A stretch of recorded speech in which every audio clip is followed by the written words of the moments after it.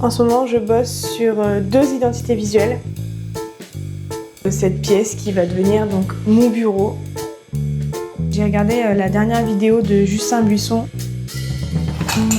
Oh! Bon, c'est clairement pas le meilleur plan que j'ai fait. Et je sais pas pourquoi, à chaque fois je m'obstine à vouloir mettre mon bureau en mode debout, à mettre la caméra, à la tenir, etc. Alors que j'ai vraiment un trépied. C'est juste une question de flemme, mais au final ça prend plus de temps de faire ça que de sortir le trépied. Bref.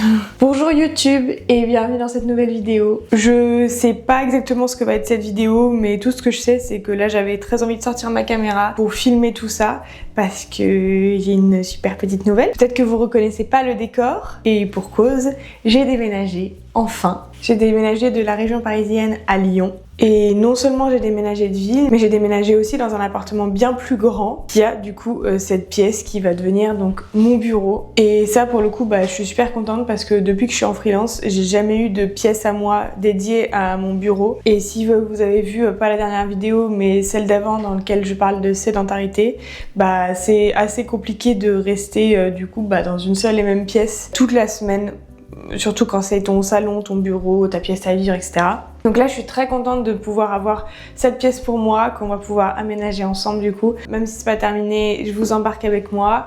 Comme ça, peut-être que vous allez pouvoir me donner des idées en commentaire pour l'aménagement de cette pièce. Ça serait vraiment chouette. Du coup, ce que je vais faire là, c'est peut-être que je vais vous faire un petit tour de cette pièce. Comme ça, vous verrez un peu qu'est-ce que j'ai commencé à faire. C'est encore le bazar, mais ne jugez pas trop, hein. Voilà. Alors, du coup, quand on rentre, ça donne ça, il y a directement le bureau et à droite il y a une fenêtre qui donne sur un balcon véranda. À droite j'ai mis pour l'instant mon fauteuil orange et comme vous voyez la pièce est quand même assez sombre, donc il va falloir que je triche un peu pour ajouter des lumières par-ci par-là. Donc là pour l'instant j'ai mon fauteuil orange, j'aimerais bien faire un petit espace ici avec des cadres, etc. pour que ce soit peut-être un fond pour YouTube, ça pourrait être chouette. Ensuite là j'ai mis un autre meuble. Là il y a mon bureau donc assis debout, une petite commode où je range tout mon matériel photo, vidéo et autres créatifs. Et oui, ce gros truc noir là, c'est un tapis de marche que j'ai acheté juste après la vidéo sur la sédentarité. C'était un petit caprice à la base, mais en fait c'est pas tant un caprice que ça parce que je m'en sers quasiment tous les jours et c'est vraiment chouette de pouvoir bouger de chez soi quand des fois t'as pas forcément l'envie ou qu'il fait moche dehors pour sortir, au moins ça te permet de bouger un peu ton corps. Et je l'utilise quand je travaille du coup avec mon bureau assis debout, comme une petite Instagrammeuse qui se respecte quoi. Et de ce côté-là, vous me voyez dans le miroir, voilà ce que ça donne. Donc là je suis côté fenêtre, ma commode elle est quasiment du même bleu-vert que le mur, mais pas exactement. Donc je me demande si je vais pas la repeindre en plus clair. Mais honnêtement, je prends toutes les suggestions de déco. Franchement, dites-moi ce que vous en pensez. Et il y a ces affreux miroirs Ikea là, je peux plus me les voir. Je sais pas pourquoi ils les foutent dans tous les appartements. J'avoue, je les trouve très laids. Donc je sais pas trop quoi faire. Si je mets 2 grands miroirs, si je fais de la déco dessus, si je les enlève, si je les enlève pas. En tout cas, c'est assez chouette d'avoir des miroirs et ça permet de faire rentrer un peu plus la lumière. Je pense qu'on va pas se précipiter pour l'aménagement et la décoration de cette pièce parce que c'est un peu mon problème en général. Je me précipite pour faire des choses et ensuite je regrette un peu. Ah mince, vous voyez mes super chaussons. J'ai quand même regardé déjà un peu des trucs, des inspirations sur Pinterest et autres. J'ai quand même pas mal de orange dans ma décoration. Il y a mon pot de fleurs orange là-bas. Il y a ce fauteuil là. J'ai des lumières qui sont orange aussi. Je pense que orange et bleu, ça peut être un bon mix. Donc je pense qu'on va faire un peu une décoration et le bureau dans ces couleurs-là, bleu et orange, avec aussi rajouter du vert avec pas mal de plantes si possible, même si vu qu'il n'y a pas beaucoup de lumière, je sais pas comment elles vont survivre. En tout cas, encore une fois, je prends vos idées en commentaire et j'aimerais bien aussi changer le lustre au plafond. J'avais cette petite cloche qui est vraiment exactement de la même couleur, on dirait que c'est fait exprès, que je vais mettre et je pense que ça va aussi apporter un peu plus de lumière parce que pour l'instant là, le lustre il cache tout quoi. Je parle beaucoup hein. Allez, on se met à l'action.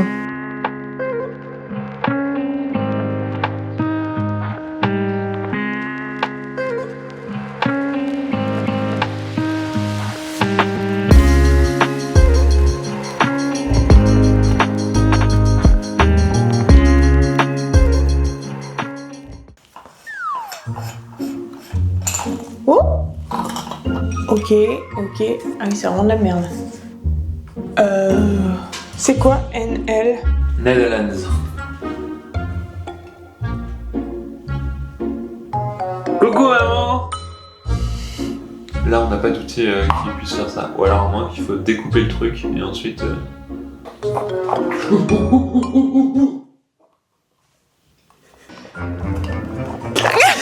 Arrête. Je vais tomber éteindre cette foutue caméra.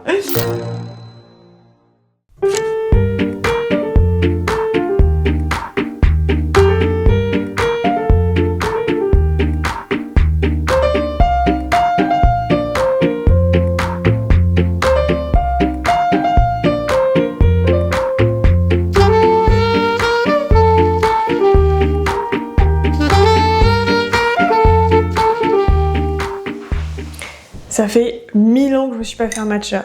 En fait, ça fait 1000 ans que j'ai pas de vraie routine. Parce que lorsque j'étais en plein déménagement en région parisienne, on était dans les cartons pendant 2 semaines et demie.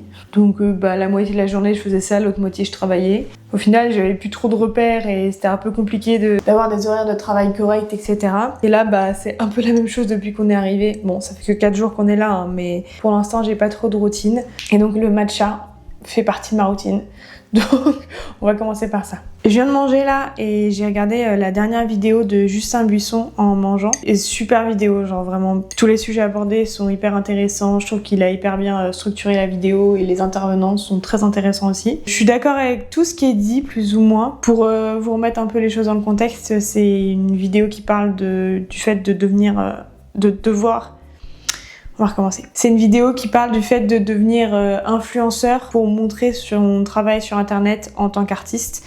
Et c'était hyper intéressant parce que évidemment moi aussi j'ai ce genre de questionnement et moi aussi je suis sur les réseaux sociaux et j'espère trouver des clients grâce aux réseaux sociaux. Par contre, si je peux donner moi mon avis, je trouve qu'il y a des choses qui ont été dites avec lesquelles je suis pas forcément d'accord. C'est normal, hein, chacun sa situation, chacun son processus client, chacun ses recherches de clients différents aussi. Il parle du fait de devenir influenceur et donc majoritairement de faire des vidéos, des formats courts, donc des réels ou des YouTube Shorts ou des TikTok dans l'idée d'avoir des clients. Et je crois notamment c'est Marie qui dit que parler de son processus créatif et de comment on arrive à un résultat final dans un projet, ça n'intéresse pas le client. Moi je pense que si, justement, c'est le fait de se plonger vraiment dans le processus qui permet au client de faire l'action de du coup contacter cet artiste. En tout cas ça fonctionne pour moi, mais ça fonctionne pour moi sur YouTube, pas forcément sur Instagram et sur TikTok. Et d'ailleurs moi j'ai trouvé mon format, je trouve que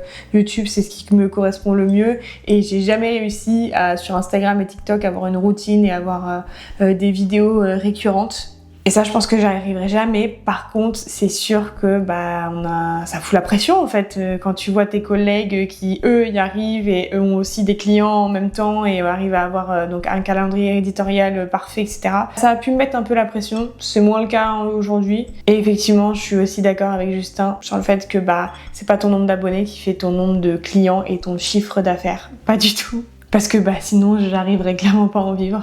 Et ça dépend quel genre de client tu recherches. Par exemple, je sais que moi, c'est grâce aux réseaux sociaux que j'ai des clients indépendants qui montent leur marque et qui me contactent. Je pense que sans les réseaux sociaux, je pourrais pas avoir ce genre de clients. Et pourtant, c'est mes projets coup de cœur. C'est pas les projets qui payent le mieux, mais c'est mes projets coup de cœur. Et autre chose, je bosse avec des agences et avec donc des plus gros clients qui ont des plus gros budgets entre guillemets, et alors eux je pense qu'ils ont même pas regardé mon nom sur les réseaux sociaux. Je pense que si quand même, mais je suis pas sûre qu'ils aient été dans les détails de mes réseaux sociaux et que c'est clairement mon travail qui est quand même en ligne qui importe. C'est pas le fait d'être influenceur ou influenceuse qui permet de toucher ce genre de clients.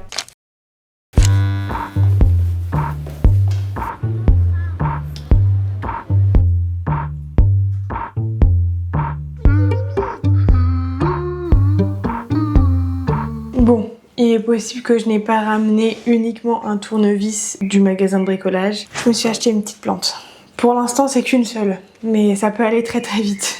Et du coup, on va la rempoter ensemble pendant que je vous parle un peu des dernières news, parce que ça fait longtemps que je n'ai pas été sur YouTube. Il s'est passé quand même pas mal de choses, et en même temps pas grand chose. Bon, déjà j'ai déménagé, donc maintenant je suis à Lyon et c'est pas la première fois que je vis dans cette ville. Il y a maintenant 2 ans et demi, 3 ans, j'étais déjà à Lyon et j'ai vraiment eu un coup de cœur pour cette ville. Et pour des raisons personnelles, on a déménagé à Paris. Et moi, pour le coup, je me vois pas vivre en région parisienne toute ma vie, pas du tout. J'ai eu beaucoup plus un coup de cœur pour la ville de Lyon et ses alentours. Et on va pas se mentir, les loyers sont quand même un peu moins chers qu'à Paris. Bon, c'est pas la ville la moins chère non plus, mais au moins là, on peut se permettre d'avoir une pièce en plus pour le même prix que ce qu'on payait en région parisienne. Je me suis acheté une Syndapsus. Ouais, non, mais toujours plus. Bon, je mettrai le nom à l'image, je sais plus comment elle s'appelle. Mais comme vous voyez, j'avais une de ses sœurs avant. Mais je crois qu'elle a un peu pris cher, elle a un peu pris trop le soleil. Je voulais essayer de la rattraper là, mais je crois que les racines, elles sont mortes. Ouais, je m'en suis mal occupée. Je suis une mauvaise mère de plantes. Ok, est-ce que tu rentres là-dedans, toi? Oui. On va faire en sorte que tu rentres. Ouais, je crois que la dernière vidéo que j'ai postée, du coup, c'était le 31 mars. Donc ça commence à dater un peu. Alors que vraiment, je m'étais mis à fond sur YouTube depuis le début de l'année, là. C'est pas que l'envie m'en manque, c'est pas que j'ai pas d'idées. Le temps non plus me manque pas. Je sais pas trop pourquoi il n'y a pas eu trop d'autres vidéos sur YouTube pour l'instant. Disons que la dernière vidéo que j'ai faite a quand même été un peu plus longue à réaliser, à écrire. Et j'aspire à faire beaucoup plus de vidéos comme ça. Mais j'aime bien aussi les vidéos donc de création, où on voit un peu tout le processus de création. Mais aussi un peu ma vie de freelance au quotidien. Comme là, quand je vous embarque dans cette vidéo. Je pense que c'est un bon équilibre à avoir entre tout. Et pour l'instant, je l'ai pas trouvé, mais je pense que c'est pas très très grave. Et puis avec l'arrivée des beaux jours, j'avais aussi beaucoup plus de choses prévues, les week-ends et tout. Et donc ça, de fait, j'ai priorisé mes clients plutôt que les vidéos YouTube ou les contenus réseaux sociaux de manière générale, ce qui est tout à fait normal. D'ailleurs, en parlant de clients, en ce moment, je bosse sur 2 identités visuelles. Une première identité visuelle pour un éducateur canin. C'est vraiment un projet trop chouette. Là, pour l'instant, on est dans la phase de validation de l'identité visuelle, du logo, etc. Et en plus de ça, on va travailler ensemble sur son site internet. Et évidemment, je compte faire une vidéo sur le processus de création de cette identité visuelle. Parce que je suis assez contente pour l'instant de ce qu'on a créé ensemble. Ok, ma pépette, comment tu te sens? On a l'air d'aller, non? Kiki n'est rempoté. Et je travaille aussi sur une identité visuelle pour une plateforme, un logiciel dédié à des usines du manufacturing, etc. C'est un projet qui est déjà bien lancé et c'est une amie qui l'a lancé et ça commence à fonctionner de plus en plus, donc je suis très contente pour elle. Et là on est dans la phase pour elle et son équipe de la création de l'identité visuelle pour avoir une marque harmonieuse sur tous les supports de communication. 2 projets d'identité graphique très différents finalement, donc c'est assez chouette, on s'ennuie pas pour l'instant. Et sinon, pas trop d'autres projets en cours en ce moment. Mais bon, il serait temps quand même de re-signer d'autres projets. Ne serait-ce que pour payer mon loyer. Et aussi, je regarde toutes les semaines un peu les offres à Lyon de CDI, de CDD. J'en ai déjà parlé de ma volonté de pourquoi pas rejoindre une équipe en CDI. Ça serait assez chouette pour avoir des collègues et pour bosser sur d'autres projets avec un peu plus d'envergure. Mais je suis pas du tout fermée à l'idée de rester en freelance. En tout cas, je regarde, il n'y a pas de décisions qui ont été prises pour l'instant. Mais si jamais vous êtes intéressés pour qu'on travaille ensemble, on peut travailler ensemble en freelance où je suis disponible pour être en CDI à Lyon. Et je vous dis ça avec les mains pleines de terre dans mes plantes. C'est super pro.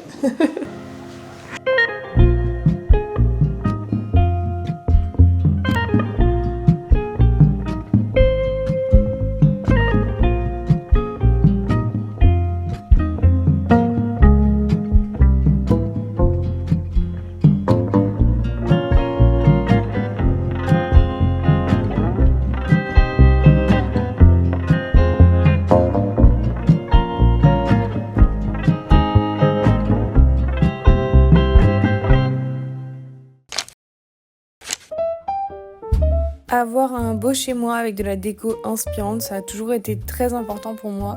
Je sais qu'il y en a qui accordent un peu moins d'importance, mais moi ça peut vraiment changer mon mood de la journée. Du coup, en fin de journée, j'aménage doucement mais très sûrement l'appartement.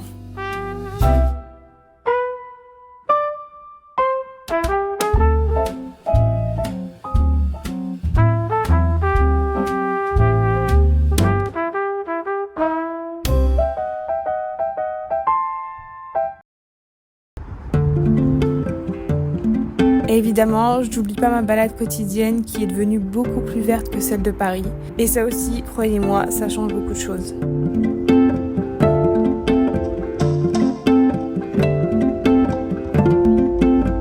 Je me voyais pas vraiment revenir comme une fleur sur YouTube sans vous parler du déménagement, alors c'est chose faite. Mais promis, je reviens très vite avec de nouvelles vidéos sur les identités visuelles.